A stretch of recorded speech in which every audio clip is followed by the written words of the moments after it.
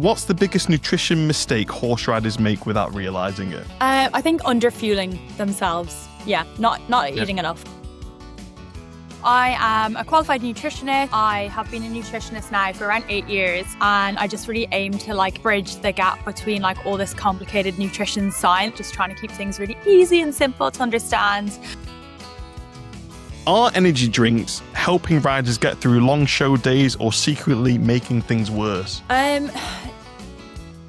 One food you wish more riders would add to their daily diet? Oats. Yeah.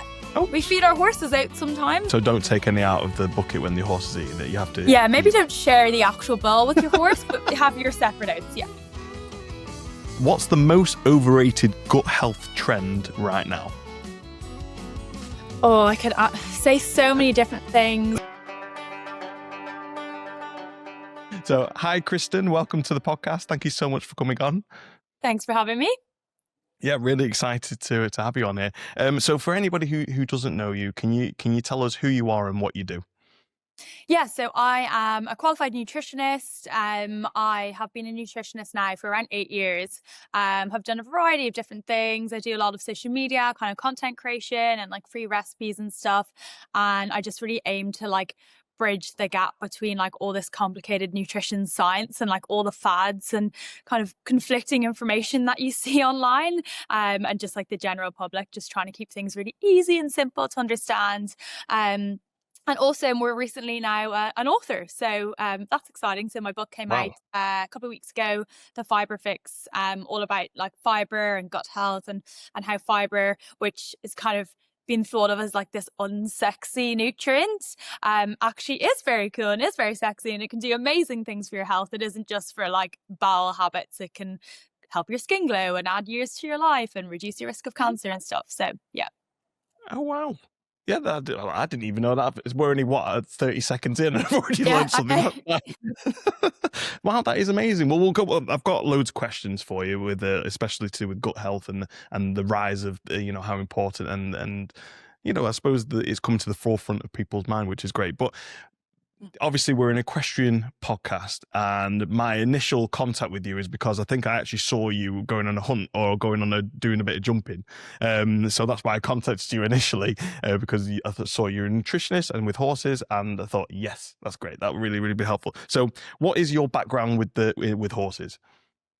Yeah, so I've been riding most of my life. I grew up with my own pony. I was so lucky, and he was an absolute rock star. And then kind of the typical thing as you kind of become a teenager, you get distracted with boys and school and exams and going out. And yeah, I kind of took a break for around 10-ish or more years from riding regularly. Wow. Did ride, maybe a couple of times a year when I went back to Ireland. But then around 2 years ago now, kind of got back into the equestrian world, started riding again, and just realized oh my God, I miss this so much. It's just who I am. I just, love being around horses, and it just really, I'm just my happiest, best self when I'm when the horses are behaving. I'm my happiest best self, and I'm not stressed. But yeah, so currently doing a lot of hunting. I'm just using hirelings and stuff at the moment. I've got a part loan a couple of times a week, but I am saving for a horse at the moment, which is really exciting. And so hopefully, if I find the right one, if anyone has an amazing hunting horse out there that isn't £1 million, let me know. This is it. The cost of them now is just phenomenal, isn't it? I can't believe it. It's just crazy, especially from having a break and coming back to the equestrian world. It is just insane. It is insane how much it's gone up. We run I say this all the time, but we run a riding school in Manchester, and before COVID, you could maybe get a heavy cob for about probably around £1,000-2,000, and now they're £8,000 for these plain heavy lifting cobbers. It is just phenomenal, absolutely phenomenal. But yeah, if anybody has anything, get in contact with you, because you need to get people on horses. I keep saying, I'm going to be jumping from question to question because you just mentioned it then, but you say with the horses, you're the happiest when you're around the horses. Mm-hmm. we'll get into how stressful you've been over the past months, writing the book and doing all the stuff you do. How much of an important role have the horses played in keeping you sort of, level-headed and relaxed? Yeah, like a huge role. I think because a lot of my work right now is like social media, which is and like running a business, I'm sure you know it's very 24/7. When you run your own business, you're constantly thinking about work, and like I go to bed at night and I'm thinking about work, or should I post on social media tomorrow, or how well is this video I just posted done? Okay. So when I actually hang out with the horses and spend time around horses, I always say it's the only time my brain completely shuts off from work. Literally the only time. Even if I go for a run or walk outside, I'm still thinking about work. So the horses are like, yeah, such an important part of just allowing my brain to switch off and actually be happy and focused. And I think, from a scientific aspect of things, we know that just like hanging around with animals, it's so beneficial for your brain and so beneficial for reducing like your stress hormones and your cortisol levels and things. So I know not all the time, many people who have horses will be like, oh my god, I'm so stressed by my horse right now, he's costing me £1,000 in vet bills yesterday. But generally speaking, we love horses, we love hanging around with them. And yeah, I just think, it's just been such an important part of just helping myself relax and feel happy in the last kind of couple of years in particular. Definitely. No, I say the same. My wife says the same thing. I hear multiple people say the exact same thing. The horses, when they're mucking out riding, it's their time, it's their headspace. It's Yeah. their time to switch off, and you need that. And I don't think a lot of people realize like how important that is. I've recently found a new hobby as well where I can switch off, and I feel like a weight's just lifted from me. Like yourself, you probably have a high stress level as well, and it's very important to make sure you manage that because it can affect you in negative ways. But yeah, no, fantastic. So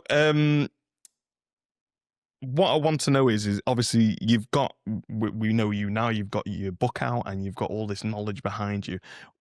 Take us back. How did you even get into the nutritional side of I suppose academia and learning about it? What was interesting about it for you? Yeah, so I mean, I've always been super healthy. My mom is like such a healthy person, really into nutrition. So I kind of grew up with that like ingrained into me, like eat a healthy diet. I was vegetarian up until I was 16. And, just always really took an extra step into like looking what the ingredients and things were, and that was something I really enjoyed.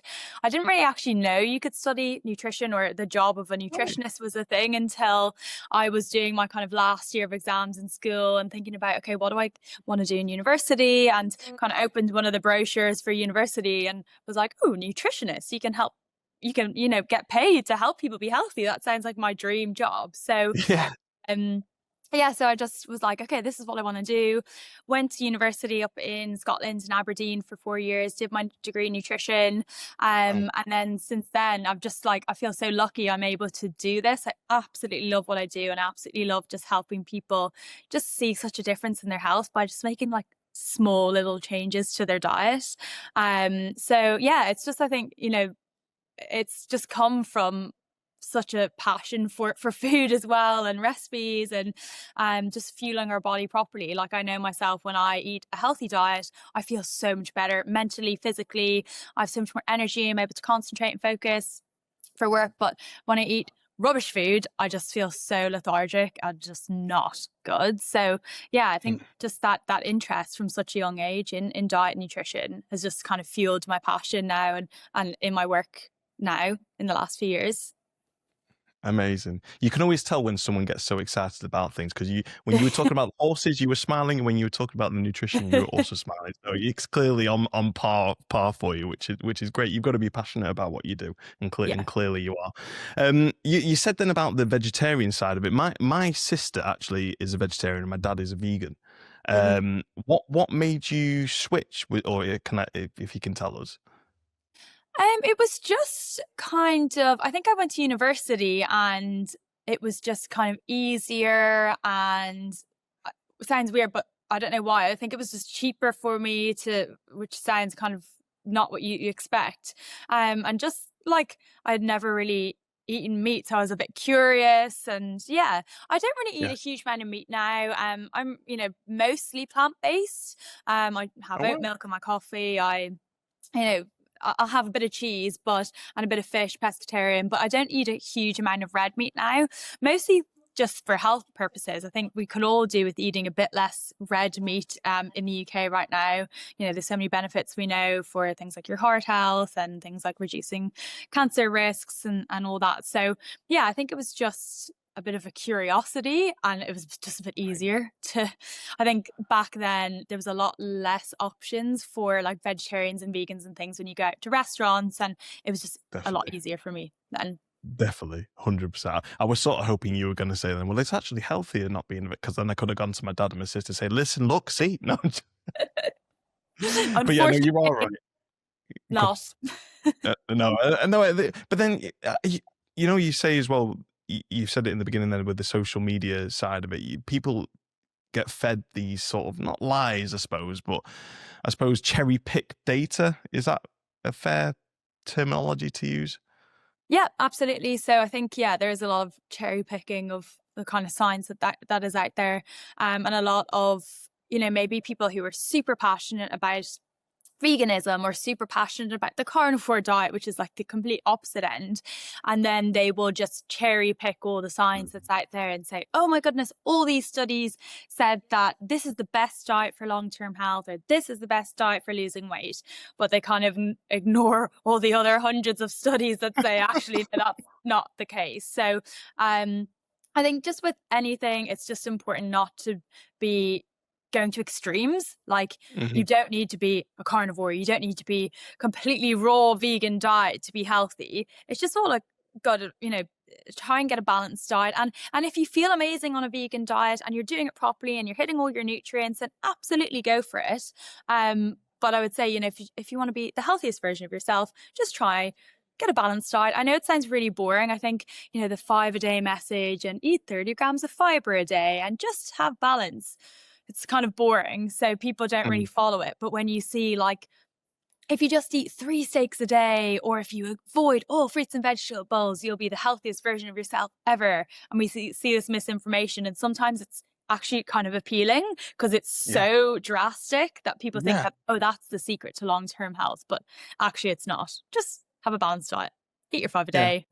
That's it, I'm so happy you said that, because I can I have some friends that do like these. I know we're going completely off topic here, but by the way, but I've just go down this route. I have some friends that sort of go, "Oh, well, I've been fasting for 72 hours," and it's almost as though it's like, if you're not suffering, then it's not good for you. Does that make sense? Like, that's Yeah. what I sort of feel like these days. Like, if you're not cutting out absolutely everything and suffering, then it's not working. Yeah, absolutely. And I was speaking to one of my followers last night who messaged me.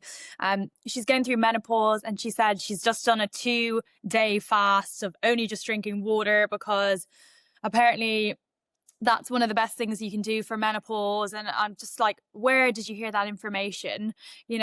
Like you said, so many people think that unless you're like suffering or you're doing something really drastic, it's not going to help support your health. But again, it's just all about balance. You don't need to do these crazy fasts or these crazy cleanses. Just eat a relatively healthy diet. Get in loads of fruits and veggies and whole grains. Reduce your meat intake and reduce your ultra processed foods. Reduce your alcohol if you can. I know it's not very fun, all these things and these pieces of advice, but you don't need to go to extremes. You really don't. No, definitely. It sounds it's like the diets that people do, they'll maybe last, I don't know, whatever, 2, 3, 4 weeks, whatever it is. But then I suppose if the lifestyle goes back to what it was, then you're constantly in that yo-yoing state. You have to change your whole lifestyle, isn't it? Yeah, you're going through the bit of a toxic cycle, because it's just so far removed from your usual diet.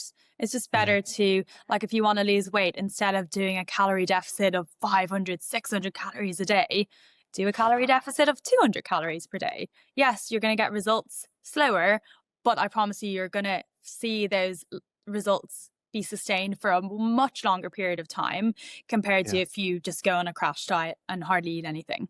So Amazing. So you must go, like, if you go out to restaurants and stuff like that and see people like if there's stuff on the menu and you're with someone and they order, I don't know, like the big sundae for 2 people and they have it to themselves, you think, well, maybe you shouldn't be, maybe just back off on that sort of stuff.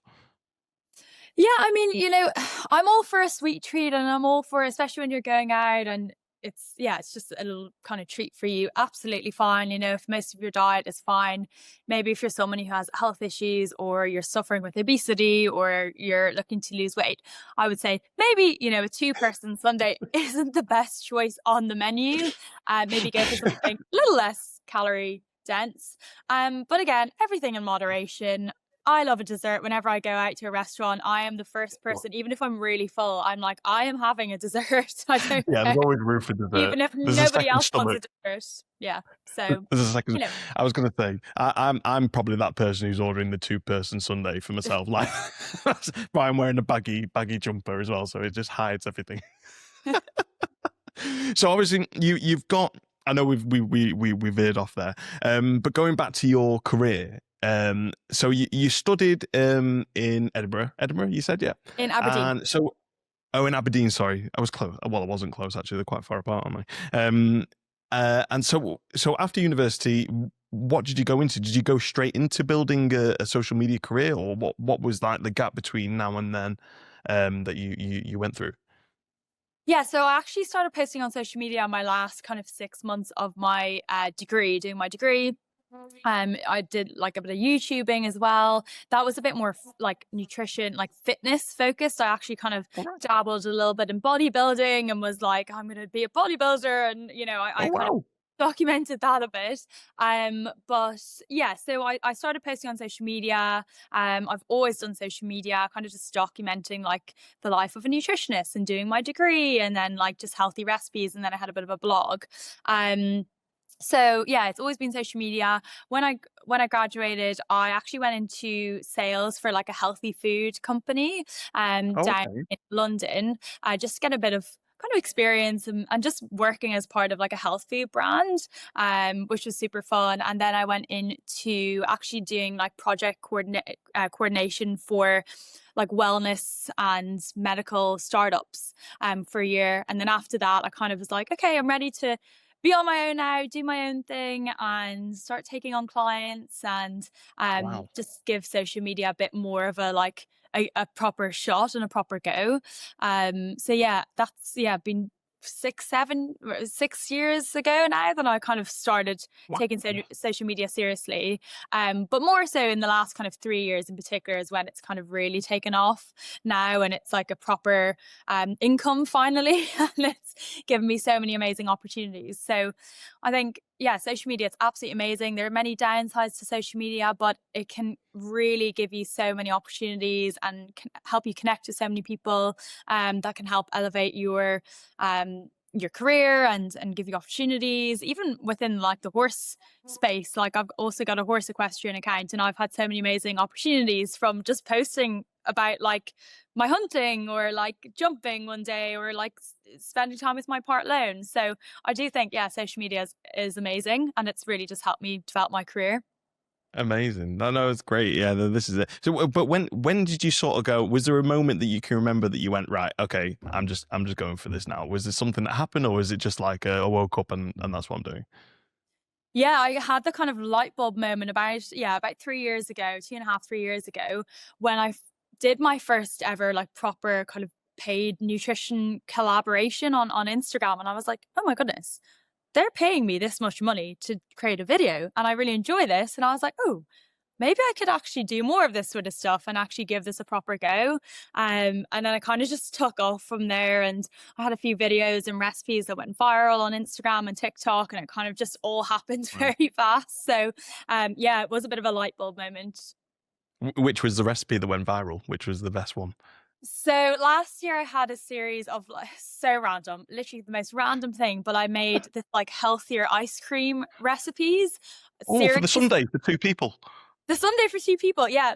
But it was made out of cottage cheese. So Oh obviously it's wow. like a bit of a weird thing. People were seeing me blending up this like lumpy cottage cheese and putting in berries or bananas or whatever fruits I put in there and blended it up and froze it. And it was like a couple of ingredients, really easy to make. And I just like blew up. Oh my goodness. Like it was just like every version of that ice cream I posted, it was like 4, 5, 7, 8 million views. Wow. Got around 80 to nearly 100,000 followers in the space of a few months from just Wow. posting those recipes alone. Brilliant. So yeah, it was Fantastic. pretty insane. Yeah. That's amazing. So like you're saying, you said you initially your mum was it your mum? You said who was very healthy, very health conscious. Yes. Do you ever send before you like put a post out like that? Do you ever send it to like anybody that you know and double check it with them first before you send it out, or do you just go right? No, I'm doing it. No, I'm the most impulsive person. I will just do whatever I'm doing and then I'll get the advice after I've done it. It's the feedback. No, that's great. I mean, so how long have you been in the industry then? Did you say 12? Was it about 7 years? Did you say 12 years? 8, 9. I think it's 9, 10 years now, nearly, which 10 is years. just Wow. insane. Yeah, really. So really that's mad. I mean, for 10 years, that's like proper mastery sort of level of an industry. That's amazing. During those 10 years, obviously, like science develops and knowledge expands. Have you seen now like a idea that was maybe 10 years ago that is now like, oh, definitely do not do that? I think definitely a lot around the like fasting. I've seen a lot of that kind of change, and now with the science, as that has kind of progressed, we're seeing that actually fasting, especially for women, it's maybe not as beneficial, especially around the menopausal years. It's actually better for women to kind of keep our blood sugar stable throughout the day rather than having these big roller coasters of blood sugar, because when it comes to things like our hormones and energy levels, it's a lot better.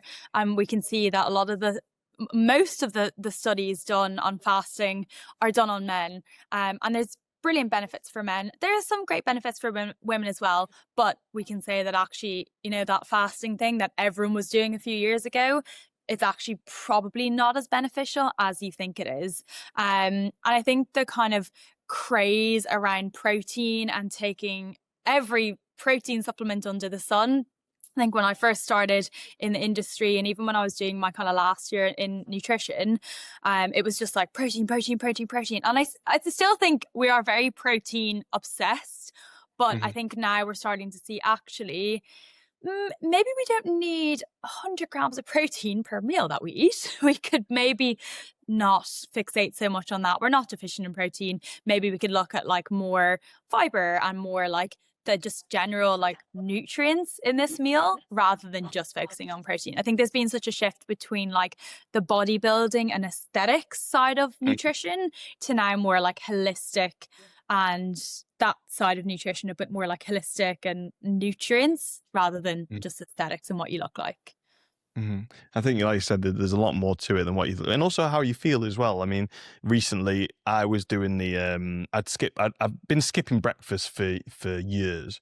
I've always done like an 8 till, I don't know, maybe 12 p.m. fast, whatever that is. And I never put the 2 and 2 together, but I always felt a bit like down, a bit like sluggish, and a bit like, oh, I really can't be bothered speaking to you, or I can't be bothered, not to you, sorry, I mean like whoever came into the office. Like I can't be bothered doing, like very lethargic, very I wouldn't say anything mentally sad, but just I felt crap, I felt awful. And I've recently started eating breakfast over the past 2 weeks, and like it's crazy how different I feel and how much more energy I've got, how much happier I feel as well. Okay, I might not be, well, the baggy jumper does it anyway. I might not be losing weight as quick as I'd want to, but I think people have to take that into account as well, is that how they feel, what and that side of it, as well as how they look. Yeah, absolutely. And like you've said, everyone is different. Some people might feel really terrible if they don't eat breakfast. Some people feel better. But generally speaking, it's always a good idea to just have your 3 meals a day and fuel your body properly. Like, it's also another opportunity for you to get in more nutrients that you may be deficient in or maybe lower in, especially if you're someone you can't get enough fiber, you're really not getting enough fiber in your diet. If you're also skipping breakfast, then you're also taking another big opportunity for your body to get that fiber in that it crucially needs every day, or like your B vitamins or your vitamin C that maybe you're a bit lower in at the moment, you know, having that breakfast is just another great opportunity for you to get those nutrients in that you need.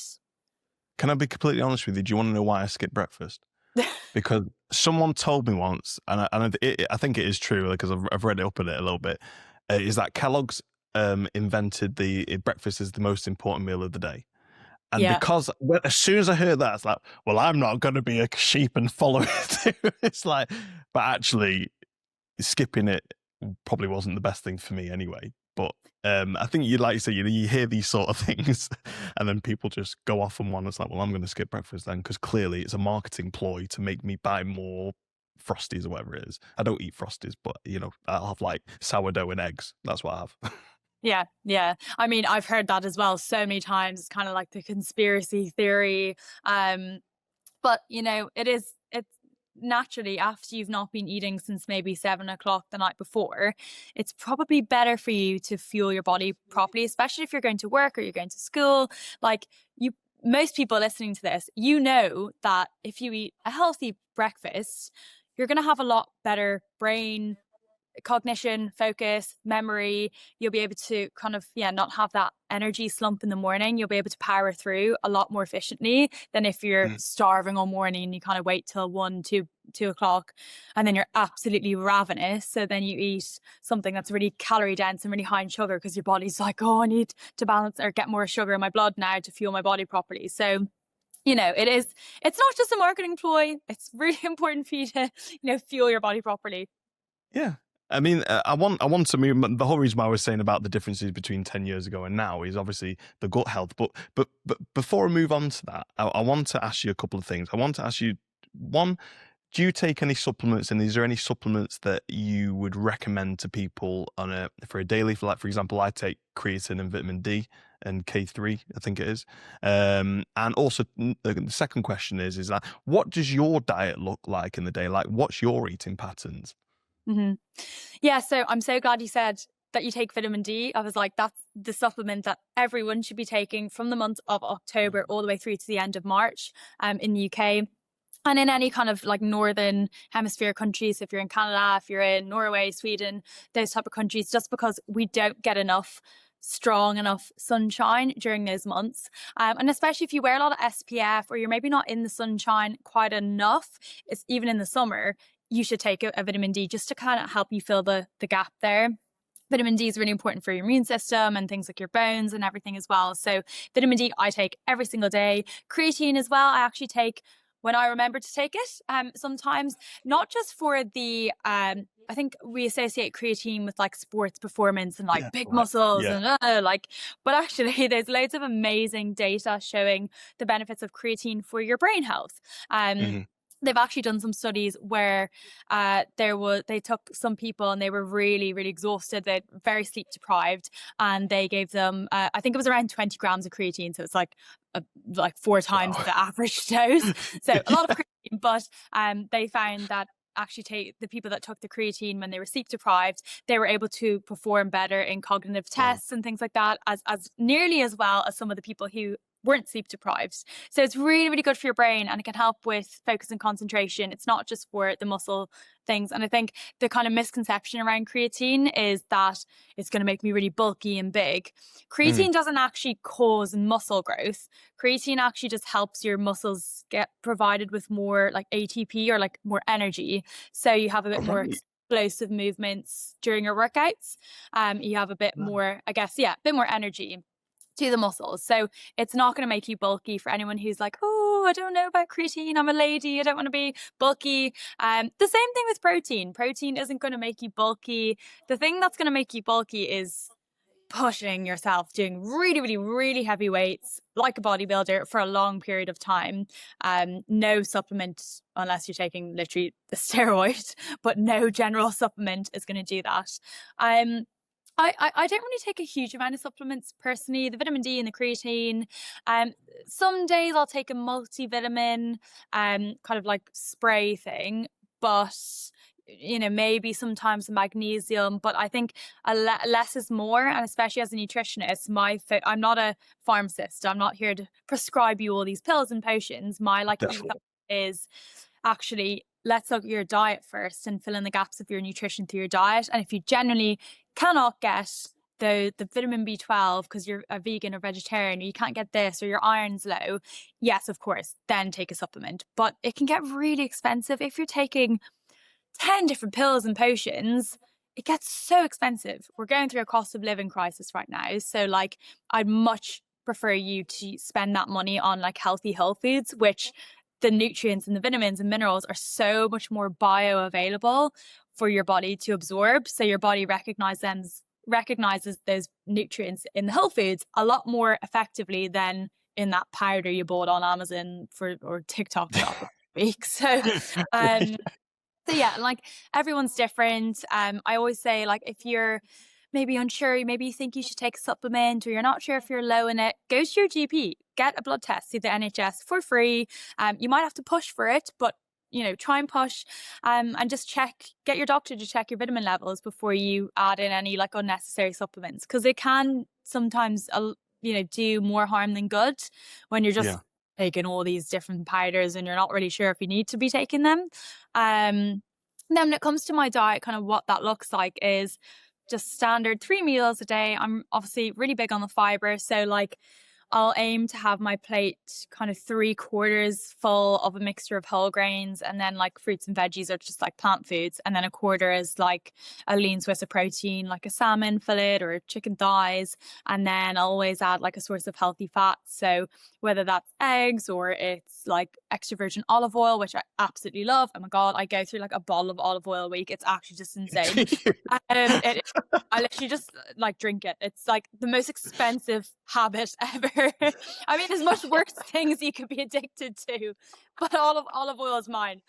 So yeah, it's like, but I don't really like to live through like food rules and strict rules and like everything I eat, or this is what my plate looks like, or this is the exact way I eat. I just try and get as many colors on my plate of different like plant foods, so like and different varieties of different foods as well, because that's one of the best things you can do for your gut health, is get lots of variety of different plant foods. So whether it's if you're having like a salad tomorrow or today for lunch, instead of just having spinach leaves, can you buy the mixed baby salad leaf bag, which has 4 different types of leaves in it? And can you add some red pepper and yellow pepper instead of just red pepper into the salad? So it's just like, eat the rainbow. We hear this all the time, eat the rainbow.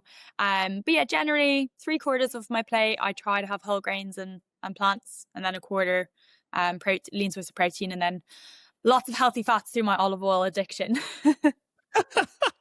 You have a straw in the bottle. Don't even spread it on anymore. I would. Trust me, I would do that. That was great. No, I think what you've said then is 100% right, and I think that's what a lot of people maybe forget, like miss out on, because they think it can't be that simple. It can't be that simple. But it is. And also what I don't know if this is an actual thing, but what I found personally for me, and also with my wife as well, is that when you're dieting, you get hungry, and then when you do eventually break, because you do break, everybody breaks, you just consume everything that you like, your Maltesers, your skit, whatever it is. And it's even worse. So I think being full on like sourdough eggs, and have enough of them so I'm full, is the main thing for me as well as eating healthy, but like having enough of it, if that makes sense. Yeah, absolutely. And like you said there, like when you're doing maybe a diet that's quite low in calories, and maybe you're finding yourself binge eating or binging on all those like sugars and crisps and just being ravenous, that's a big sign to me. Like whenever I go through that, that's a big sign that I'm like, oh, I'm just not eating enough, or I skipped breakfast and now my body's trying to play catch up to fuel myself properly. So if you are someone who in the evenings you feel like you really binge on crisps and chocolate and all that sort of stuff, it probably means you just haven't been eating enough like good quality healthy calories during the day. So maybe you need to reassess, actually, can I make my breakfast a little bit bigger, or can I add some more healthy carbohydrates? That's a lot of things. If you feel like you get those like cravings in the evenings, maybe your diet has been quite low in carbohydrates, when you need to actually up that and fuel your body, and then you'll find that you'll be a lot less likely to kind of binge eat or crave all those calorie dense kind of sweet snacks in the evening. Yeah Yeah, no, definitely. Well, I mean, you've mentioned it a couple of times now. Is your fibre and your gut health? Do they go hand in hand? Like, can you tell us more about them? Like, what the rise of gut health? I've heard it so many times on other podcasts that I've listened to, and it sounds correct, but it sounds so complicated as well. Yeah. I mean, gut health has become so trendy in the last few years, which is amazing.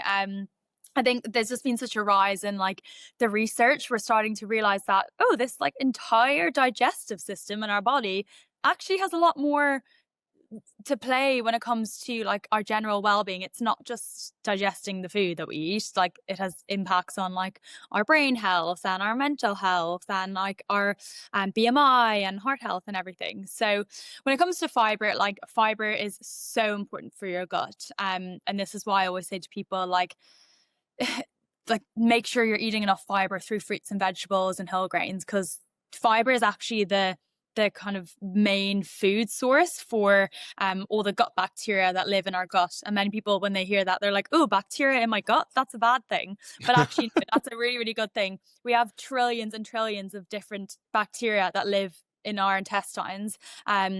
And they help us break down the fiber we eat, and they produce some anti-inflammatory molecules for our brain and our body and our gut.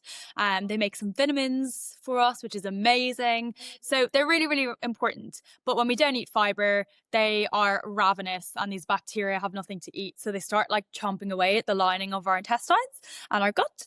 And that causes loads of inflammation there and gut issues. Wow. So it's really, really important that we're eating enough fiber to like fuel these, and also prevent things like constipation and like feeling backed up and, you know, yeah, those sort of things as well. But yeah, it's really important we eat enough fiber.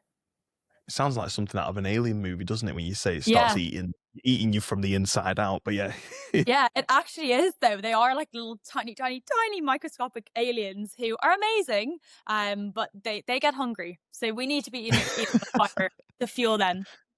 So, I mean, again, going off topic here, but when you do have these fasts, these 72 hours, 24-hour fasts, what happens to them? Is it what they call the microbiome? Is that what they're called, or is that a different thing? Yeah, so the gut microbiome is basically like the collection of and all the community of different like gut bacteria and viruses and yeasts and all that sort of stuff that live in our gut. So it's like a big collection of but then the individual bacteria. So like, yeah, when we have a fast, there's actually loads of evidence to show that fasting can be actually quite beneficial for like regenerating all the populations of loads of beneficial bacteria in our gut. But sometimes there can be like, a bit of a tapering effect where, you know, the first maybe 12, 24 hours, great benefits, but then kind of after a while, maybe starts to dwindle in some people. So, and I think, you know, if you're just fasting just to help support and repopulate all these really healthy bacteria in your gut, you can actually achieve the same effect by just eating more like probiotic rich foods and eating loads of fiber. You can get the same effect. You don't need to do like a 72-hour fast. But like I said, you know, if you want to do a 12, 24-hour fast and you genuinely feel really, really good, by all means do it. But you don't need to be doing it. You can get the same effect by helping improve your diet. Amazing. When with the fiber and you know, obviously people will be like, well, what do I eat? What is it? What, you know, is there any sort of quick go-to things that you'd go, you know, 5 items that everybody could just eat every single day and, you know, like a snack sort of thing? Like I know kiwi have high fiber. It's kiwis. Yeah. So Like those kiwi, types of foods. yeah. So kiwis are amazing, especially people are gonna be like, what do you even mean? But eating them with the skin on, so the furry outside skin, you don't need to do this if you don't want to, but actually the skin, eating a kiwi with the skin on can even up to like 2x the fiber in the kiwi for you. So that's a Oh, I don't know if I could do that. but yeah, I know, yeah. You can blend it into a smoothie if you want, but you don't need to do that. But the actual fleshy part of a kiwi is also a good source of fiber. The most kind of abundant source of fiber is things like seeds. So chia seeds or even like sunflower seeds or nuts or Brazil nuts, almonds, really great source of fiber. I know they can be expensive and I know they can be kind of like a bit more calorific. So if you're trying to eat in a calorie deficit, maybe you can't eat as much of those. Beans and lentils, oh my goodness, one of the best sources of fiber that you can eat. Really? Yeah, so black beans, chickpeas, baked beans like Heinz beans in the morning. If you Oh, add those right. onto your breakfast, really great source of fiber there too. Yeah. Um, Trying to think what else. Yeah, any sort of bean or lentil are brilliant, brilliant sources of fiber. And of course, Wow. things like fruits and veggies. So like bananas, and that's a great thing. You can just pick it up on the way to the yard or on the way to work in the morning and just have it on the go. I did that this morning. And berries as well. So like raspberries are such a great source of fiber. Like an 80-gram serving of raspberries gives you nearly 5 grams of fiber in there, which is a Wow. significant chunk of what you need in a day. So, and you don't need to buy fresh. I think a lot of people hearing this will be like, oh my God, fresh berries are so extortionate. Like they're just so expensive right now. And I completely agree. Buy frozen, like frozen raspberries or Really? frozen berries. They're way cheaper. And actually, when it comes to nutritional quality, people think that, oh, frozen fruits and veggies, they're not as nutritionally dense as like Wow. fresh is best. That's actually not true. In frozen berries and frozen fruits and vegetables, sometimes they're more nutritious than fresh. Really? Yeah, they've Why? got Why? the because basically when they're picked and then straight away they're frozen, so they're frozen in their kind of fresh Oh, state, okay. and that locks in all the things like the vitamin C, so it doesn't decline as fast as if you buy like a fresh punnet of raspberries and then you bring them home and they're kind of going a bit soft and then you put them in the fridge for like 4 days. The vitamin C content especially just goes down and down and down and down. Oh, So wow. freezing your fruits and veggies can actually lock in more nutrients over time. And there's also less waste as well. I feel like when you buy raspberries, especially, like by the time you get home, they're bloody moldy already and Yeah. you've got to put them in the bin. So frozen is great. Yeah. You can actually also eat them frozen as well, can't you? They're actually really Yeah. nice, like an ice lolly. Yeah, exactly. And you can just, pop some frozen berries into your porridge and like stir it up and they kind of melt in like 30 seconds. So yeah. Oh, spot on. Oh, I quite like that. But just going back to the microbiome as well. Again, I'm bringing in stuff that I've seen, which I wanted to ask you because I don't know if it's true or not. So let's say, for example, you have a high sugar diet, Mhm. and I'm not talking about fruit, like the processed sugars. Does your microbiome then change depending on what you're eating? So if I've got a high sugar diet like that, will the microbiome in my gut be mostly microbiome that will feed on that, and then as a result will then send signals to my brain to go and eat more of this sugary stuff, or is that just nonsense what I've heard? No, that's absolutely right. Yeah, yeah. So like our diet quality is one of the biggest has one of the biggest impacts on our gut microbiome. So yeah, if you start eating a lot more processed, ultra processed foods with lots of processed sugar and even like high levels of salt and like additives that maybe we shouldn't be eating in high amounts, it has such an impact on your gut microbiome. So it can really shift and make changes there. And cause what we call gut dysbiosis, which is basically like an imbalance between all the really, really good bacteria in your gut and the kind of harmful bacteria in your gut. So when our diet is, not very healthy, and especially if we're drinking things like alcohol, or if we've taken antibiotics recently, that can kind of cause that imbalance in your gut bacteria. So you get more harmful bacteria, and that kind of, compared to like the beneficial bacteria, so that can cause like health issues. It can lower your immune response, so maybe your immune system isn't as strong. It can impact our cravings. So I always say, it's not my cravings, it's my gut bacteria who are making me eat the chocolate sweets in the evening, because they have an impact on sugar sweet cravings as well, and they can kind of almost a tiny bit control how you feel in terms of what you're craving. So yeah, absolutely. So basically if you have a bit of a bad diet, it can probably be very, very difficult to come off it because these signals are constantly being sent to your brain to eat more of it because that's what they want. Yeah, absolutely. But one of the Wow. ways to kind of hack that is just, again, going back to the fiber, my favorite topic, but actually eating more fiber can then, and eating more like probiotic rich foods like kefir or sourdough or like kimchi or Greek yogurt, adding that into your diet can actually boost the population of the gut bacteria. So it can kind of rebalance that. And then that will have a knock-on effect potentially on the type of cravings you have as well. So it can make that easier for you to make better choices. It's incredible. I mean, this is it. I mean, my mind's been blown just speaking to you about this. Like, how you keep it in your head, like, is just. I'll have to go back and re-listen to it all to understand it. But it's incredible. I mean, before we move on as well, is there anything else that we've missed out on the gut and the gut health and the fibre side of it? I don't think so. I think, well, if anyone's looking to boost their fiber intake, I think it's just important. So 30 grams of fiber a day is the recommended amount that we should have each day. But what I'd say is, if anyone's listening to this and they're really encouraged to eat more fiber, what I would say is just go slow and steady. More often than not, I see people who maybe they eat like 15 grams of fiber per day, and then they go straight to eating 30 grams of fiber a day all in one go, and they get really bloated and uncomfortable and backed up, and they just don't feel good. That tends to happen more often than not. So do it slowly but surely. Your gut needs time to kind of adjust to that excess fiber, and your gut bacteria need time to adjust to the extra fiber.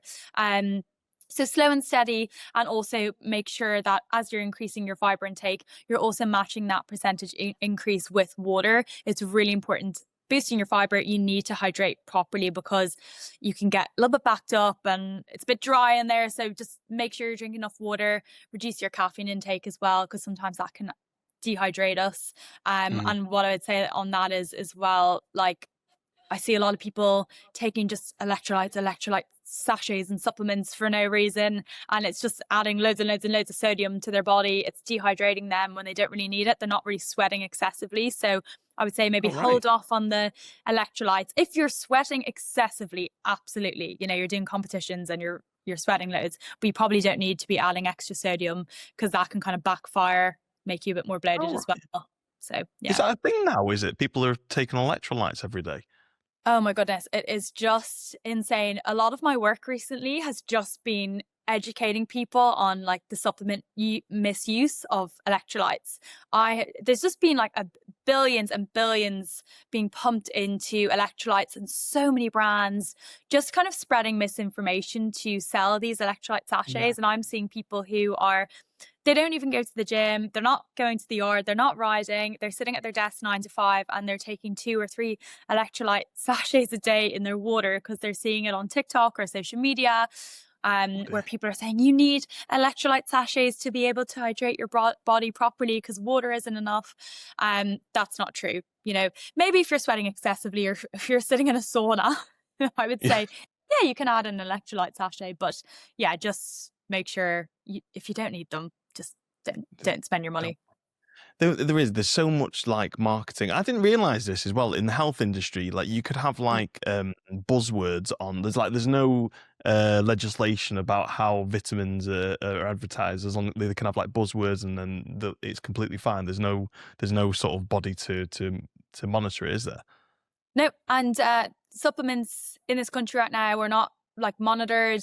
They don't check them. You could put anything you want in a supplement and sell it at the moment, which is just insane. And we're seeing a lot of supplements. Even there was a big kind of scandal with creatine gummies. I think it was last year. And yeah, I think a big brand was selling these and marketing these creatine gummies. And it was actually found out then they were third-party tested that there was like 0.1 grams or something silly, like hardly any creatine in them. So, and that's the same with so many brands now. So just if you are taking supplements, buy them from a trusted brand. If they've got third-party testing, then that's even better, because we just don't know what's in supplements. So I would be very wary around what you're taking. Yeah, better getting it from the food rather than the supplement. Yeah, absolutely. Because you can't really fake like a cucumber or something, like Yeah. I mean, you could do, but you're probably not going to be feeling very tasty when you're eating it. Just on the creatine as well, I was very close to buying those gummies, and I actually took. Don't ask me why I did it, because obviously now in hindsight it was a bit of a stupid thing to do. I scooped like my creatine that I needed. I was going away abroad, and I scooped my creatine into this little plastic bag. And when I went through security, they pulled it out. Not a good look. No, it didn't look good. But like there was so much in it. The guy just looked at me like, "Is it creatine?" I was like, "Yeah." Like, there's no way it's going to be anything other than that. With the amount that was in there. A full yeah. Oh, I was laughing at it. But just on the electrolytes as well. What is actually in the electrolytes powder? Is it just salt? Is that all it is? So it's sodium, usually sodium, magnesium, and potassium. So, mixtures of those three electrolytes. But what we see a lot of the time is in these electrolyte sachets, it's just mostly sodium. And we actually know in this country right now, the average person is eating around 22 packets of packets of crisps worth of salt a day anyway. And then we're taking all these basically just pure sodium sachets, which are like £5 per sachet. And we're adding that in on top of our diet. So we really, if anything, we need to be eating less salt, less sodium, because it's increasing your risk of cardiovascular diseases and atherosclerosis and everything. So yeah, I would say less salt is more for the average person. This doesn't apply to everyone, but yeah, don't really usually need to be adding more salt into your diet right now. Do you say as well with the salt? Obviously, I'm just putting two and two together. If you put so much salt into a cup, eventually the cup of water can't absorb the salt anymore. It just stays in the bottom. So you need to add more water to dissolve the salt. And I always feel as though, like, if I've had like a bit of a naughty weekend, I mean, like with food, like a pizza or whatever else it is from a takeaway, my hands just feel so like puffy afterwards. And is that because of the level of salt that's in my body and my body's took on all this water and puffed it out to deal with the salt? Yeah, it's just water retention. So yeah, that's why a lot of people, if you're eating a lot of salt and maybe you're taking a lot of electrolytes you don't need, you kind of get this puffy, bloated feeling, especially in the stomach. I've seen that with a lot of people.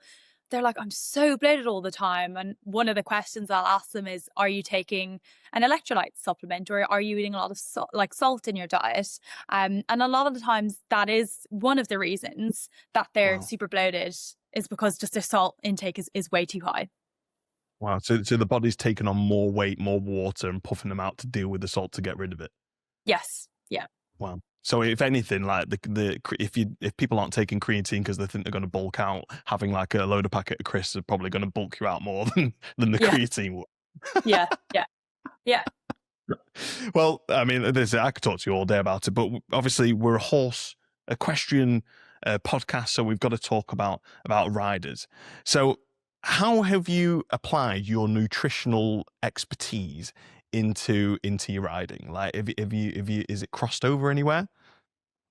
Yeah, absolutely. Anytime I go to the stables in the morning, I will always make sure, even if it's just a banana or an apple or just something, I will just have some sort of fuel before I ride, because I do even see this, and I see this with riders, and I've talked to many riders and professionals about this. Like, you do see an impact on your exercise performance and your riding when your body and your muscles haven't been fueled properly, especially if you're on quite a low carbohydrate diet, or maybe the day before you've been riding or competing, you're not eating a lot of like healthy carbohydrates, which provide muscle glycogen and really fuel your muscles. So I personally see that when I've eaten something or, hydrated properly as well, my riding is so much better. I'm a lot more sharp and focused. I can go for longer, especially out on the hunting field. They always laugh at me because usually on the hunting field, you'll have your kind of hip flask of like port or gin, but I always bring in my pockets like 2 small bottles full of just like water with a bit of like maybe just a bit of squash or something in there, just to keep myself hydrated, because I like have anxiety about being dehydrated, and especially when you're riding for 3 hours and you have drank a little bit of port. I'm like, I need to stay hydrated, because I really see such an impact on how well I ride if I'm dehydrated. So I'll pull out my little thing, after the first one, everyone will be passing around their hip flask, and I'll be there drinking like my water with maybe sometimes an electrolyte if I've been really thirsty or sweating. And I've started doing this recently. I'm like, sometimes I get so tired when I'm hunting, my muscles are just dead, and I'm like, I need more glycogen and more sugar and fuel into my muscles. So I'll literally take like, those little sachets of honey you can get with porridge. If you buy porridge pots out and about, they'll give you like a little sachet of honey just to pour on top. I've literally bought sachets of honey now, and I will, like, instead of like runners, they have those like energy pouches of just like sugar. The gel. The gels, yeah. I'm like, oh, I Yeah. don't want that like gel stuff with all the added rubbish in it. I want something natural. So I'll have like pouches of honey when I'm hunting on the breaks and be like taking Manuka honey, my like Ooh. water with my vitamins in it. And everyone's like, you're such a nutritionist. I'm like, I know. No, but it's important, isn't it? Especially when you've got the long days at the yard. I mean, some Yeah. riders, the day starts at like 5, 6 o'clock in the morning, and I Yeah. bet you they're not having like a sourdough and eggs before they get out. You know, they're gonna go and maybe have a chocolate bar or Mhm. or the breakfast bars or anything. I mean, Yeah. how detrimental could that be? Let's say, for example, you've got a competition day, dressage, jumping, venting, whatever it might be, and you're getting up at 5 o'clock in the morning, you're not eating, setting yourself up. How detrimental could that be to the actual competition if you haven't fueled yourself properly in the morning?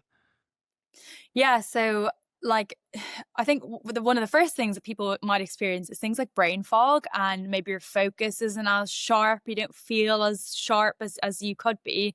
And especially when you're trying to remember a course, or you're trying, it's early in the morning and you're show jumping, or you're trying to remember what you're doing, or you've got 50 different things that you need to be doing before you're riding in your competition. So I think definitely first focus and like helping to eliminate the brain fog. Um I also like to bring up that it's also a safety thing. When you're not fueled properly and your muscles are weaker, if you fall off, you probably have a lot more of a chance to be injured compared to if your muscles are supported through proper fuel. Um, and then lastly, just like obviously like energy as well.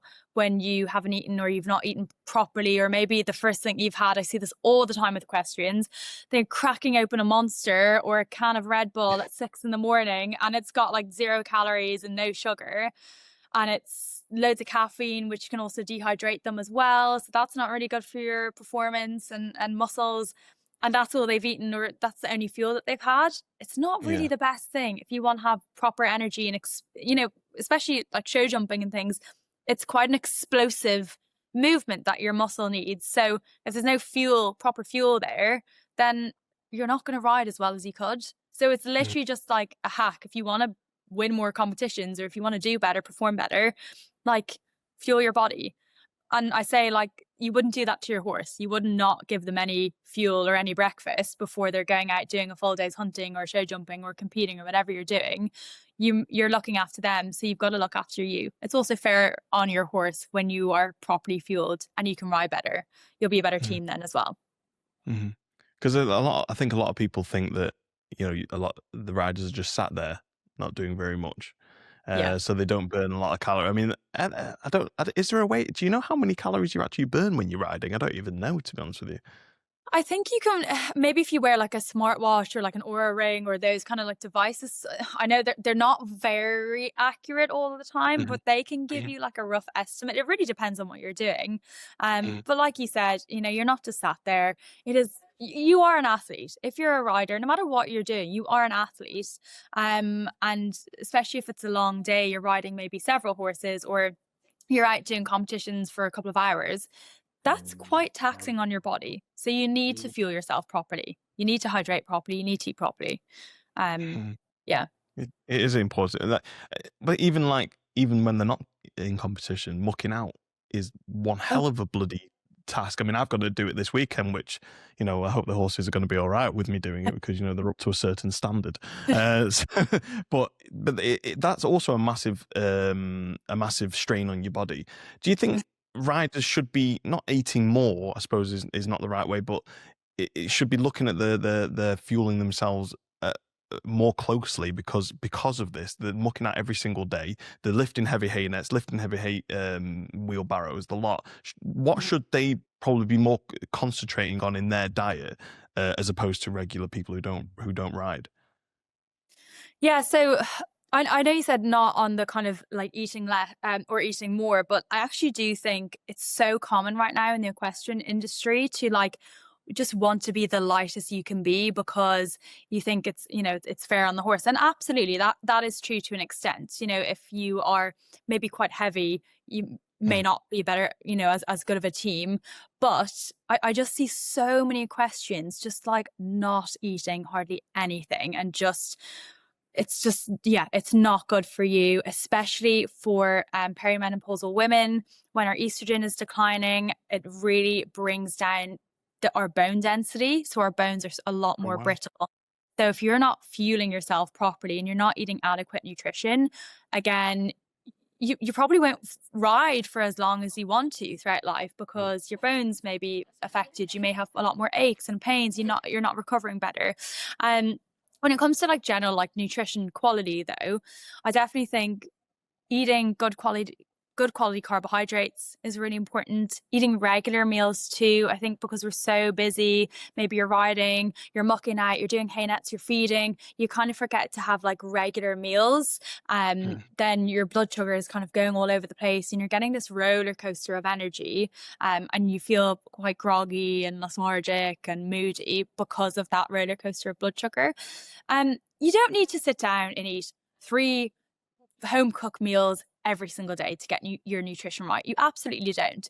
If it just looks like, instead of the Monster energy drink or the Red Bull that you're cracking open at 6 o'clock in the morning before you're doing feeds and you're bringing the horses out, instead it's just having a banana, and like just a coffee even is even better than one of those energy drinks. At least you're getting some sort of energy there. You're getting like, you're adding some milk in, you're having a latte or whatever, that you're getting some good carbohydrates there as well.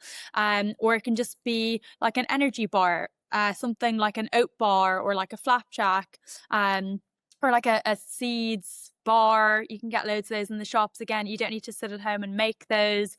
Or if you do have the time overnight, you could just like pop some oats into like a little pot or a lunchbox with a bit of milk and maybe a bit of protein powder if you want, a couple of nuts. Keep it cheap and cheerful, and then you can eat that on the way to the yard, or 5 minutes between your first couple of tasks in the morning. So I definitely think increasing your carbohydrates. I think many of us are so scared of eating carbs and like carbs are bad, or when I eat carbs, I gain weight. That's absolutely not true. There's a differentiation between the types of carbs. Yes, there's things like pastries and cakes and white bread and white pasta. Maybe you kind of want to reduce the intake of those and just switch to more like whole grain sources like brown pasta or brown bread or a piece of brown toast in the morning instead of white toast. And also things like, especially for women, iron foods. So you don't need to eat red meat to get your iron. You can eat things like different beans and spinach and things like tofu. A lot of like breakfast cereals are fortified with iron as well. So I think it's just getting more whole foods for riders. I feel like riders live on like the convenience food cycle. And Definitely. I completely understand why, when you're so busy and maybe you've got kids and you've got a job and you've got the horses to look after. It's just not realistic for me to sit here and say, oh, you need to eat and cook 3 meals a day fresh and you just sit at home and eat those. That's not realistic. But maybe it could just be little swaps for that chocolate bar you have in the morning for like a healthier protein bar, a nuts and seeds bar, and a banana and an apple, or a brown bread sandwich instead of the meal deal that you have maybe with like ham that you get from Tesco. Could you choose like a brown bread one with like tuna or eggs, which is, you know, good source of protein there. And instead of the crisps that you get in part of the meal deal, you choose popcorn, which is a great source of fiber and there's less saturated fat there too. So just like little swaps like that, it doesn't need to be unrealistic. It doesn't require you to completely change everything in your diet. Just little additions and switches make such a difference.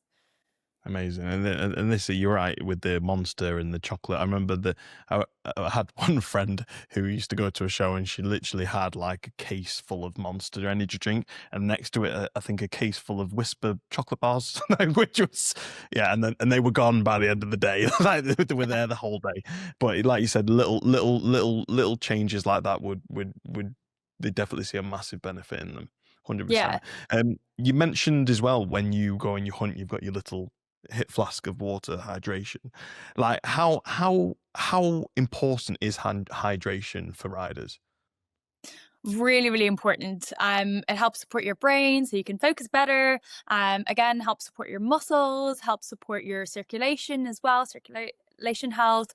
And yeah, it's just, you will feel better once you're hydrated properly. And don't get me wrong, when I'm out hunting, I do have a porter or two. I do have, a little sip of gin here and there, but I also have my hydration. And a lot of the time it will just be like maybe just pure water, or I'll also do like a half orange juice, half water. So I'll just pour half orange juice in, because again, that's also a source of healthy carbohydrates, healthy source of sugars there, which fuel your muscles better too. So that's a great hack for anyone who's wanting to fuel themselves better. You could do like half orange juice or half cranberry juice in the morning, and that can fuel you. But yeah, hydration is really, really important. And again, that is not hydration through the 3 Red Bulls or the Monsters or the coffees.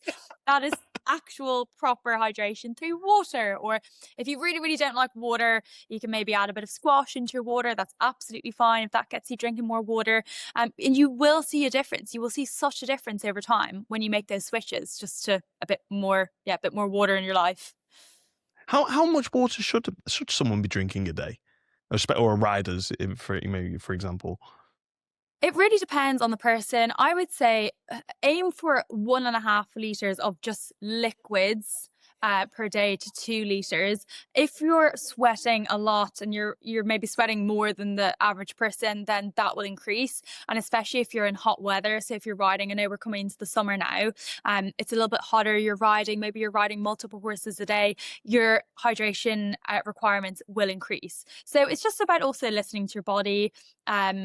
And just making a habit now of like, when you wake up, the first thing you do in the morning is just have a big glass of water, and don't let yourself leave the kitchen until you have finished that water. That's what I do in the morning now, especially before you're caffeinating. Like I always say, hydrate before you caffeinate, really important. And if you think about it, if you've been asleep all night for 7-8 hours, you've not had any water throughout the night. So your body's really dehydrated, and you've been sleeping in a hot bed. Maybe you're sweating a little bit while you're asleep. So you need to top up on that water and hydration levels. So make a habit of just standing in the kitchen first thing in the morning, force yourself to drink that water, slowly, and get that hydration in, and then stay on top of your hydration throughout the day. Bring a bottle of water, a big thing of water to the yard with you. I literally bring my bottle of water and I put it on the gate of the school. So like in between, like, in little breaks of my lessons or whatever I'm doing, I will take a sip of water, because it's really, really important. I do see a difference when I'm topped up on that. You can't get those ones for the helmets, like they have in the American football games. Yeah, the beer ones. Yeah, unfortunately, they're just not safe enough just yet. Maybe someone should make them. So just going back to it as well, with when people are at yards, competitions, riders I'm talking about, and they skip meals. Uh-huh. How can that affect you if you are trying to lose weight? So like, can your body go into like this starvation mode where it holds on to more fat, or is that just a myth as well? It depends. There's kind of conflicting data on this, but what we do know is that when you're kind of starving yourself and you're not eating anything, kind of like I said earlier, your body is then just seeking out the most calorie dense food. So it will make your body crave like chocolate or sweets or crisps or something, because they're really calorie dense, or like a pizza, or like a bacon bap on the side of the yard or the competition that you're at, because it knows it's really calorie dense and it can make up for those lost calories throughout the day. So it kind of goes into this panic mode. So you're a lot more likely to then crave those much kind of more unhealthy options or ultra processed foods, compared to like something a little bit healthier that's maybe less calorie dense. So and that can obviously impact your weight loss goals or your progress as well. So it is just often better to keep your blood sugar level throughout the day, and kind of again, have that breakfast. If it's really unrealistic for you, maybe like for show days or whatever, maybe it just looks like bringing like a protein shake in a shaker to the yard with you, and you can just like drink your calories or drink your meal. Obviously not ideal. You want to be having whole foods, but it's just a healthier option. So bring like a meal replacement shake. Sometimes you can get those like smoothies in many shops, or even just buying your own protein and adding some milk and water into it, shake it up, and then drink it in between whatever you're doing. That's sometimes better than just eating absolute rubbish. And then you're just keeping on top of your blood sugar then and energy levels as well. So Brilliant. So all the riders out there, make sure you're eating your breakfast, basically. yes. If Yeah. possible. If possible. So a lot of the equestrian industry is female. And you touched on it before with the lady speakers who was going through menopause. Obviously, women have their periods at certain times of the month. How important is it? Well, actually, that's probably a different question. Is it important to not change your diet, but really concentrate on your nutrition? One, when you're on, that time of the month, and also, what about when you're going through menopause, especially if you're a rider? Yeah, so I think firstly through menopause, again, you just want to be eating regular meals and you want to be eating enough good quality foods. We often see this with kind of like middle-aged women.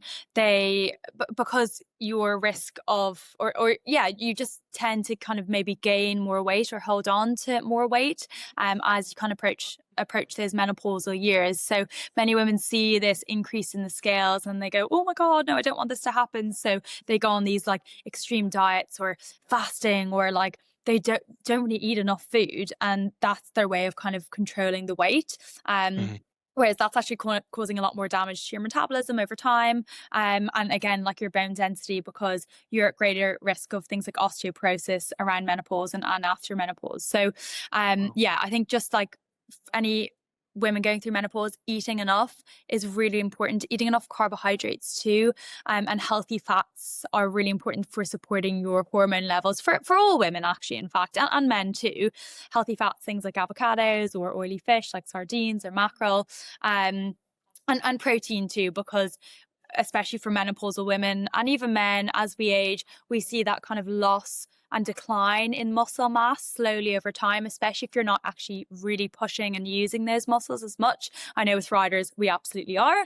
But make sure you're getting enough protein, just, in every single meal that you have, a lean source of protein, whether that's salmon or it's beef or it's chicken or it's eggs, which are kind of more a fat source, but they also have protein in them as well. So I think, yeah, for menopausal women, just staying on top of eating enough carbohydrates. And then for just like around the kind of different times in your menstrual cycle, it's, I think, just before your time of the month, just staying off the caffeine or reducing your caffeine intake where possible is important, just to help with managing maybe the symptoms during that week, and reducing your alcohol intake as well, because that can really worsen your menstrual phase for people as well.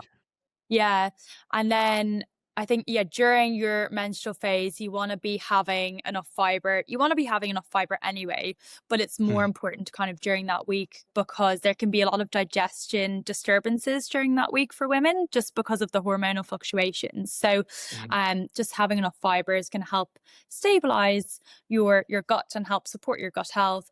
And I'd just recommend during that week, or just a few days before you start your menstrual phase, just to reduce your intake of ultra processed foods or very high processed, like fatty or sodium rich foods, so like chips and takeaways and that sort of thing, because again, it can cause issues and disturbances with your gut health that is linked to the hormonal fluctuations of your period and of your menstrual cycle. Yeah. So if you're coming towards your menstrual cycle, the time you have it, do you have to increase the amount of fiber that you take in usually, or just maintain it, or just make sure Yeah, just maintain it. So just trying to hit that 30 grams of fiber a day is really important, and just reducing like a lot of the processed carbohydrates, because that can add to the bloating and that can add to the cramps and that can add to the symptoms as well. So yeah, just trying to hit that 30 grams of fiber every single day. But like I said, don't go from eating maybe 15, 16, 17 grams of fiber straight to 30 grams of fiber per day. Take it slowly and build your way up slowly but surely. And then lastly, again, going back to hydration, especially during the week of your menstrual phase, you want to be on top of your hydration, just to kind of maintain that kind of fluid balance in your body as well. So during that period, it's more about not increasing, but maybe reducing some of the worse stuff for you. I suppose Yeah, it's yeah, probably a good thing. yeah, Ah, right, absolutely. okay. And then if women do that around that period, what sort of changes can they expect to feel or see? Yeah, so they might see less cramping, they may have just better sleep quality and maybe less bloating. But again, like all of these things can be quite normal around that time of the month. Like, you know, even if you're super healthy, you might still experience cramps, or you might still experience like waking up in the night or a bit more bloating. That's absolutely normal. What's not normal is just like excessive symptoms, and they're really just taking over your life. I think one of the big things that would point me in the direction of, if you have a lot of these symptoms, is just maybe like a lower iron. A lot of women obviously experience lower iron levels, especially if you're vegan or vegetarian. So I just say stay on top of your iron levels. Again, go to your GP, get a blood test for free, check those iron levels. And if you really can't meet those recommendations or the requirements in your diet alone, then you can take an iron supplement. I take an iron supplement. I've been in and out of anemia my whole life, and you know, have been affected by low iron levels. So I just take an iron, and I do feel like when I keep on top of that, especially the week before my menstrual phase, I experience a lot less dizziness, and it's just a lot more manageable for me. So potentially an iron supplement for many women can actually really help. Amazing. It is crazy that how much nutrition and your diet actually plays a role. Because I think I used to think of it as like a log burner. Yeah, Your body is a log burner. Just throw whatever you want in it and it'll burn. It doesn't matter. It doesn't matter what type of wood that you're throwing in it. It doesn't matter. Your body's still gonna act. But it really can make a difference for you mentally, for obviously physically as well, and especially for ladies around that menstrual and menopause period of their time. Is there any for women as well? Is there any, like, obviously your body goes through changes every 10 years, or again, is that nonsense that I'm coming out with? What I'm more trying to get at is that, is there a certain age or an age bracket where women should be really, really concentrating a lot more on the diet as opposed to when they were like 16, for example? I mean, our bodies are constantly changing and constantly evolving, and cells are constantly breaking down. You know, in your body, I don't think there's specifically more important times to be more focused on nutrition. I think we should be kind of giving it a fair old whack throughout our life, and been trying to, you know, keep on top of the nutrients and everything. But I think, you know, uh, menopause, like we've mentioned before, can be a really important time, just to keep on top of eating enough and eating a good quality diet, because that can determine um, things like longevity as well, and disease prevention later in life, and how able we are to be walking around and riding and doing all the fabulous things we want to do. But yeah, I think, you know, all throughout the life, it's important Mhm. to stay on top of our nutrition. Yeah, for I think everyone. I think you could just get away with it more when you're young, can't you? You can sort of like get Y- up and like you go and ride the next day, no problem if you've had a really, really bad meal the night before. But then now, if I have a bad meal, I can't run for like 3 days. Like, Yeah, yeah. I it, think, yeah, we can get away with a lot more things when we're younger, and I think we kind of feel invincible, and then maybe we carry out or carry on those bad habits or bad diet habits throughout our life, and we think, oh God, like I don't feel as good as I used to, or I'm not recovering as much as I used to. So yeah, I guess as we age, it can be yeah. a little bit more important than maybe when we're younger, when we recover a lot easier, and maybe we don't get Mm. as injured as easily to Yeah. fuel our body. Yeah. Yeah, it is. I noticed that now. It's like I had a cut the other day on my hand. It's like this should have healed by now, but it's like, oh yeah, I'm nearly 40, so so it's going to take a little bit longer than when I was like 18. With riders especially, what's one of the biggest habits that riders do that if they change that would make the biggest difference? If you have anything in mind. Um, I think starting their day with a better quality meal or drink, I think is Mm. probably the most effective change people could make, because when we start our day on the right foot, it just will have a knock-on effect on all the different and habits that we have throughout the day. So we tend to make better choices. Like, you know, if you start your day with a bowl of fruit or whatever it is, a healthy bowl of porridge, you're probably going to feel good. And then for lunch, you're gonna make better choices or have healthier cravings for food, as opposed to if you don't eat breakfast and you have 2 Monster energy drinks and a Kit Kat at 8 o'clock in the morning. You're just going to feel kind of groggy, and then that's going to have an effect on all the different choices, especially in your diet throughout the rest of the day. So if you can just make one switch, it would be to have a better quality breakfast. You don't need to go from having a Monster and a Kit Kat in the morning to chia seed pudding and two kiwis and an avocado and sourdough. Like, again, that's not realistic. It's just it could be a protein bar, or it could be a nuts and seeds bar, or a healthier flapjack and a banana and an Americano or a cup of coffee, and you'll feel a lot better than that Monster or that caffeinated drink, or that cigarette and the black coffee that you're having for breakfast most mornings. So you will see a difference, hopefully. Amazing. I mean, obviously, I know your book has just come out, so congratulations for that. Amazing. Is there anything in there that we can that would help with riders that listen to this? Yeah, absolutely. So my book talks all about fiber and how eating more fiber can really impact our health in so many different ways. So things like even your skin. I know maybe that might not be rider specific, but things like our skin, we can age a lot slower when we eat enough fiber. It can help support our energy levels. It really helps support our brain. Eating more fiber can actually lead to less inflammation in our brain and also in our gut as well. And just eating more fiber in general can support our gut health and digestive system. And I know like for many people, if you have a lot of gut issues and you're an equestrian, sometimes that can actually affect your exercise performance, because maybe you have a really sore tummy or you're bloated and you're thinking about that and you're not fully focused on riding or that session that you're doing. So eating more fiber can actually just help relieve some of those issues for average healthy people. If you have a condition or a disease, obviously it's a different story. Go speak to a dietitian or your specialist. But for the average person, eating more fiber can actually just help support your digestion and just help make your tummy feel better. So it's not affecting your exercise performance as much. So, in the book, have you got like recipes and things like that in it as well for people to make?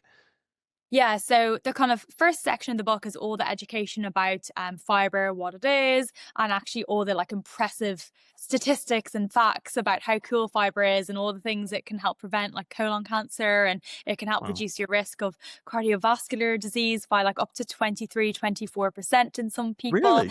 It can reduce your risk of breast cancer. It can also, with breast cancer, it's been shown that people who eat a higher fiber diet, after they have been diagnosed with breast cancer, they can actually live longer compared to someone who has been diagnosed with breast cancer who doesn't eat as much fiber. So little bits of advice and cool facts about fiber.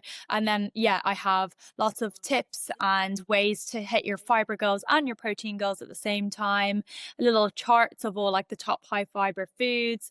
And then I've got recipes, easy recipes, and meal plan samples and supplement advice in there. So it's a complete fiber guide on how to boost your fiber and how to actually do it, rather than just giving you advice and leaving you to it. It's gives you tangible things that you can do and start applying to your life from today that don't feel really overwhelming.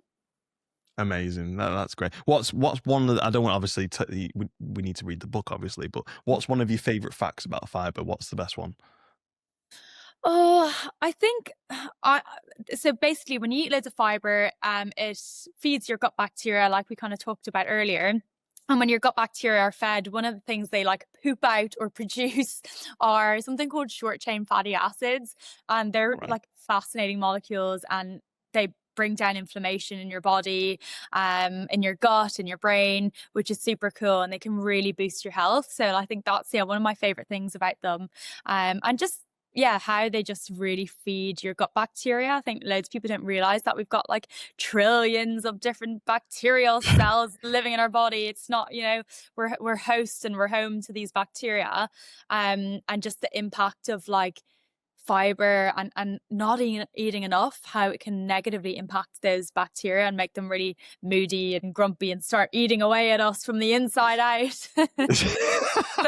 So yeah, we need to keep them fed. It does sound like an alien movie, like that these things in your gut controlling you. It's mad. Yeah. But the body is the more I learn about it, it is just phenomenal. And I suppose, yeah, like you said, we need to make sure we're putting the right bits of wood on the fire, as it were. Yeah. So yeah, anybody who is interested, please go and have a look at the book, because obviously fiber is a massively important part. I'll put all the links in the description to your Instagram, your website, and the book and everything in the description section. But looking ahead, I know you've just literally brought out the book. Have you got anything else coming up in the next coming months or years, or anything you've got to aim for? You're going for? Oh, lots of things. I think, yeah, for now, just kind of pushing the book and educating people about the importance of fiber and just looking after your gut health.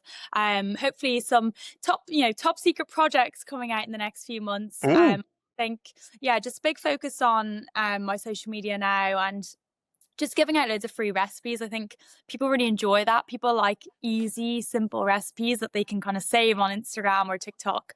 So yeah, I think big focus on creating more recipes and just doing lots of like in-person events and talks. I really enjoy doing that. Educating people and just, yeah, making it fun and exciting for people to understand. And just giving them facts and advice that they can go home that day and start applying easily. It doesn't feel really overwhelming. So yeah, big focus on social media and just getting out there and educating the public on nutrition. Well, you've definitely educated me, because I'm going to start having a banana every day as well with my breakfast. Love it. That's because of you. I've got actually before we move on, I've actually got a like a few quickfire round questions for you. So this is like research that I've done in and around your sector that are commonly asked. So if you'd be up for answering them, just a quick fire round. To be honest with you, I think we've probably covered a lot of these, but it's always good to recap, I suppose. The first one is, what's the biggest nutrition mistake horse riders make without realizing it? I think underfueling themselves. Yeah, not eating enough. Yeah. You've talked about this as well. Coffee before riding, performance boost or gut disaster waiting to happen? I get it. This is a bit of a longer answer, but it depends on your general diet quality outside of the caffeine. We know that caffeine and coffee actually does boost exercise performance, but if that's the only thing you've eaten and you've not had much hydration around that, it can actually negatively impact your performance. So it's all about your fuel around that coffee. Brilliant. Fantastic. One food you wish more riders would add to their daily diet? Oats. Yeah. Oats. We feed our horses oats sometimes, but oats are really fiber dense and a really great source of carbohydrates, and they don't spike your blood sugar, so they release stable energy throughout the day. So they're a really great way to start your day, start your morning. Because if you're getting up early, going to the yard, feeding horses, doing all that sort of stuff, and then riding, it's going to slowly release energy throughout that morning and fuel you properly. Oh, mate. So don't take any out of the bucket when the horse is eating it. You have to. Yeah, maybe don't share the actual bowl with your horse, but have your separate oats. Yeah. I bet someone will do that. Probably. I might try that, just see what they taste like. If a rider only has 5 minutes before getting on riding, I assume, what's the best quick thing they could eat? So something like an apple, or again, bananas have been such a theme on this episode, but banana is great.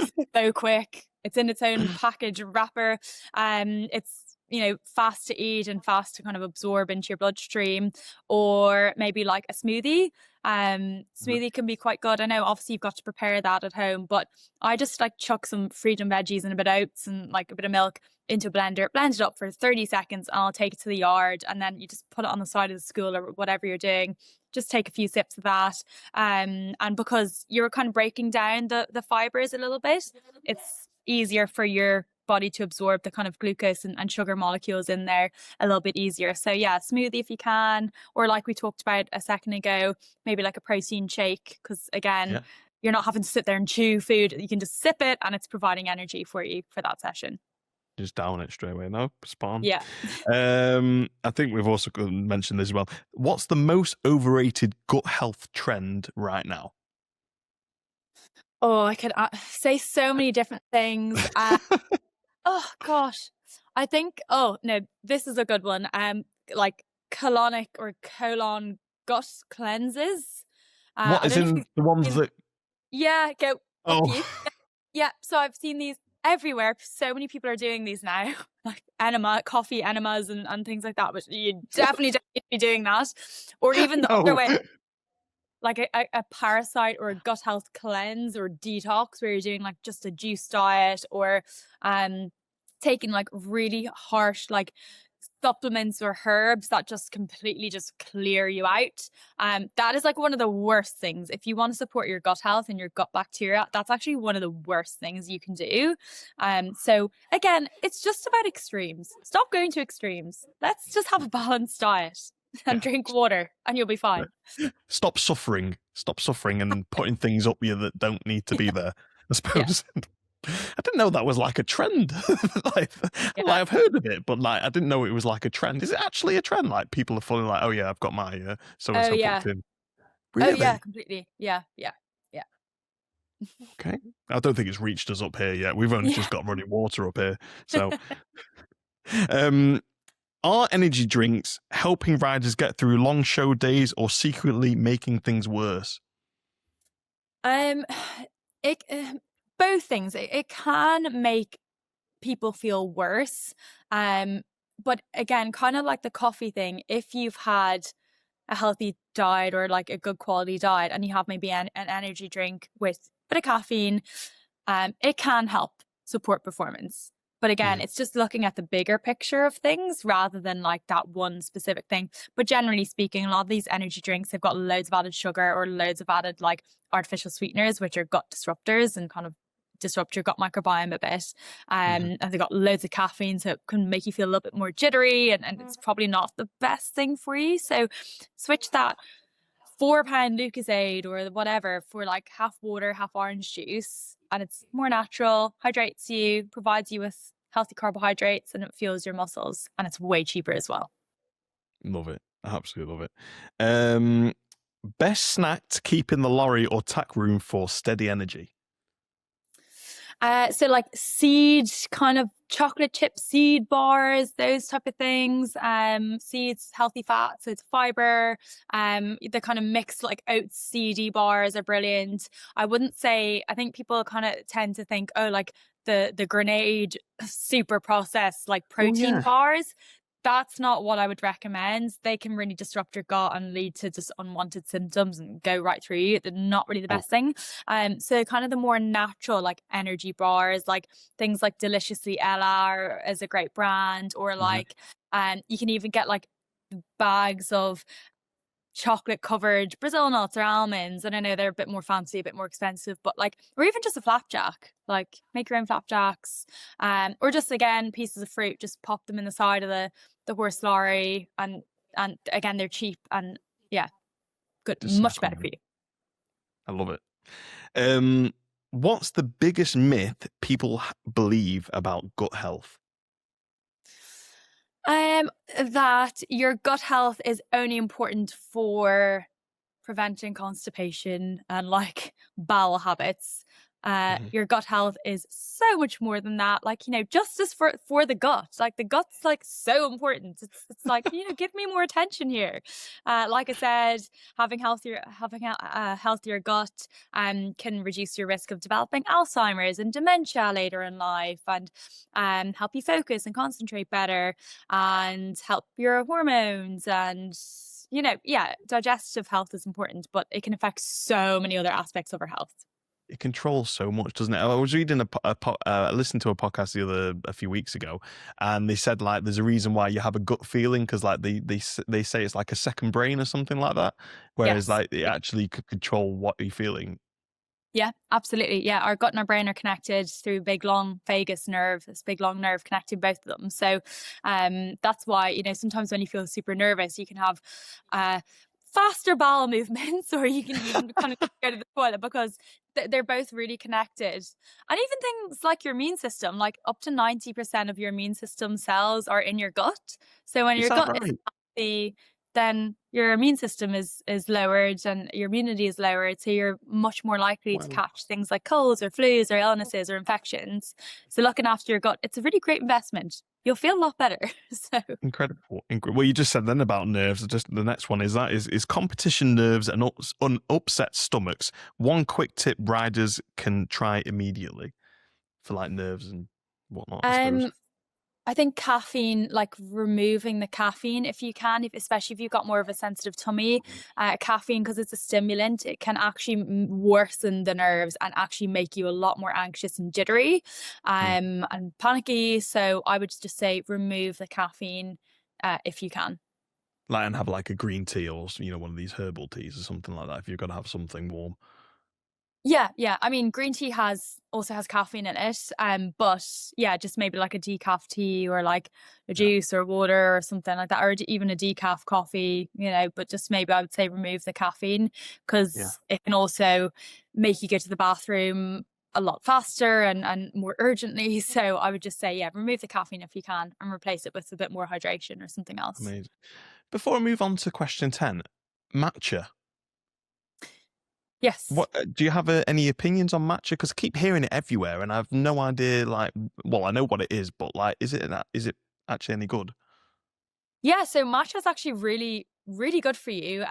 It's got loads of antioxidants. It still has caffeine in it, but the great thing about matcha is the caffeine release is a lot more slower and steadier.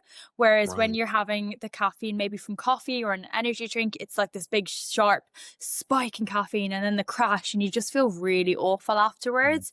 Mm. Whereas matcha is a lot more steady. It has, you know, maybe more benefits for your gut health and overall well-being in it as well. So yeah, matcha. If you still want caffeine, but you don't want the crash and the big spike and drop and everything, Mm. then matcha's a better choice for people. Yeah.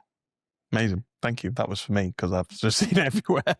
And the last question I've got at the quick fire round is one daily habit that would improve both gut health and riding performance if people started tomorrow. I'd say eating more fermented foods. So fermented foods are basically foods that have like live bacteria in them. So Greek yogurt, you know, sometimes you pick up, if you're in the supermarket, you pick up a yogurt thing and it says made with live cultures on the front. That means it's got like living bacteria in it.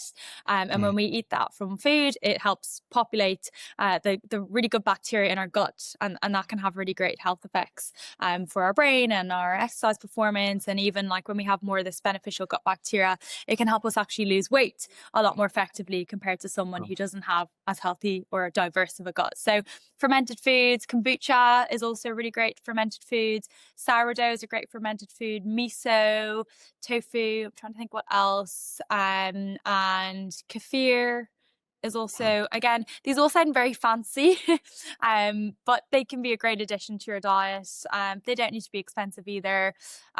Just add them in. I think kombucha is the most kind of friendly one to start with, and Greek yogurt, of course. Most of us will maybe have had that in our lifetime. And the most delicious and easy one to add in. Whereas sometimes if you've never had like sauerkraut or kimchi, it's Yeah. you know, it's quite sour. It's Oh, is that what quite it is?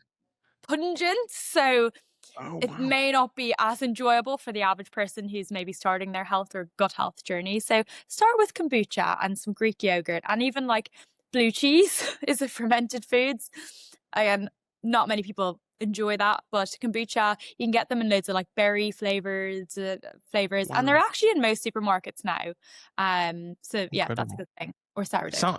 Well, to be honest, I don't actually know what kombucha is. It sounds like a Mexican wrestler, but like, what actually, what actually is it? Is It's it a like vegetable? Is it? it's a fizzy health drink. So it's Oh, it's a like a drink. soda. Yeah, so it's a drink. Oh, I thought Um it was like something you eat. No. So kombucha is like a fizzy kind of gut health drink that's become quite trendy in the last few years as the rise in gut health has kind of happened. But you get, like most kombuchas, there'll be like a raspberry flavored or a strawberry flavored or like a ginger flavored. So they taste really good, and they're so good for your gut. So Ah, yeah, it's yeah. And oh, again, you're getting amazing. more hydration then, and you're supporting your gut health. And actually, some kombuchas now they're starting to add fiber into them. So you're getting fiber, you're getting the live cultures of really good bacteria that's going to support your gut health and digestive health, and you're getting more hydration too. So it's like triple whammy. Jeez, well, I'd never even. I mean, again, I've heard of it, but I just didn't know what it was. I thought it was like some sort of sauerkraut food, but like Yeah. clearly I'm completely wrong. So is it like a ferment? Is it fermented? I assume. Yes. Yeah. It's a fermented like drink. Yeah. Wow, incredible. Well, that is all the questions I've got. I mean, is there anything that we've not talked about that you really wanted to get across to people that you know that we've missed out? I think, yeah, lastly, I would leave people just say, like, don't underestimate the power of good nutrition and how it can affect your mental health and your riding performance and your energy levels. Like, I think we kind of forget about looking after ourselves when we're in the equestrian world. We're so focused on our horses, but you've got to look after yourself properly because when you do that, you'll be able to look after other people and other horses and animals a lot better compared to if you didn't. Definitely. Definitely, I 100% agree with you. I think you've got to look after yourself, otherwise you're not going to be very much use to anybody or any horses either. Yeah. You know as well the whole. I always find when I'm doing these episodes, everybody's got such a massive support, like the team around them. And like, is there anybody that you want to mention that you know to thank them or just to you know give a shout out to them at all? Yeah, I think everyone that's been kind of behind me bringing out my book has been amazing. It's like been such a dream of mine for so long. And definitely my partner, Dan, because he hears all about the stress of my life and all the things going on and all the stress about the horses and all the things of me, the hours of me sitting on equestrian notice board trying to buy this, that, and the other horse. And he's like, oh my God. So yeah, he's been bit of a rock, especially while writing my book in the last year and a half. It's like my sane place out of all the chaos going on. So yeah, definitely him. Amazing. I know that feeling. I have that as well. Shan will come in to me and speak to me about the horses, and I have no idea what she's talking about half the time. But I'll listen. That's the main thing. Exactly. That's all we need. We just need someone to listen to our moans and our rants. I do. I try and help where I can, and most of the time it's useless information. But you know, I try my best. I try my best. But yeah, thank you so much for coming on. Honestly, you can tell like how passionate you are about it, how knowledgeable you are about it, and again, the fact that you put it all in a book that we can all go and get and read. Fantastic, amazing. Thank you so much for coming on. Thank you so much for giving your advice to the riders that'll be listening. And yeah, I found it really really interesting. Thank you so much for coming on. Thank you for having me. This has been amazing. Thank you.